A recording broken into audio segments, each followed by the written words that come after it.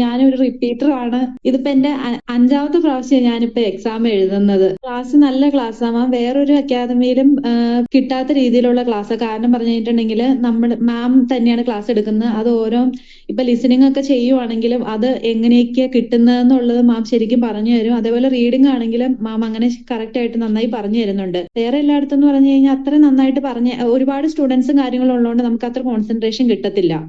ഇത് മാം ശരിക്കും നന്നായിട്ട് അത് പല പ്രാവശ്യം കേൾപ്പിച്ച് അത് എങ്ങനെയാ വരുന്നതെന്നും ആൻസർ വരുന്നതും ആ കാര്യങ്ങളെല്ലാം ശരിക്കും പറഞ്ഞു തന്നുകൊണ്ട് എനിക്കത് മനസ്സിലായായിരുന്നു. പാർട്ട് എയുടെ മെറ്റീരിയൽ നല്ല മെറ്റീരിയൽ ആയിരുന്നു മാം.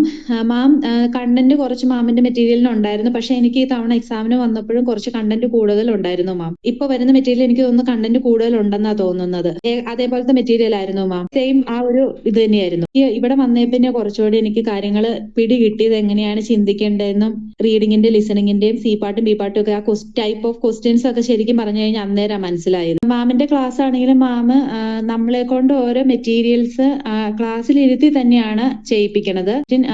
ഓരോരോ ക്വസ്റ്റ്യൻസ് ആയിട്ട് പറഞ്ഞു തന്ന് അത് ചെയ്യിപ്പിക്കും. ബി പാട്ടാണെങ്കിലും സി പാട്ടാണെങ്കിലും പിന്നെ ലിസണിങ്ങും അതേപോലെ തന്നെ മാം ചെയ്യിപ്പിക്കും. പിന്നെ മോക്ക് ടെസ്റ്റ് ഉണ്ടായിരുന്നു. അത് 12 മിനിറ്റ് വെച്ച് ആദ്യം ചെയ്യിപ്പിക്കുമായിരുന്നു. പിന്നെ 11 മിനിറ്റ് 10 മിനിറ്റ് വരെ ടൈം വെച്ച് മാം അത് സെറ്റ് ചെയ്യിപ്പിച്ച്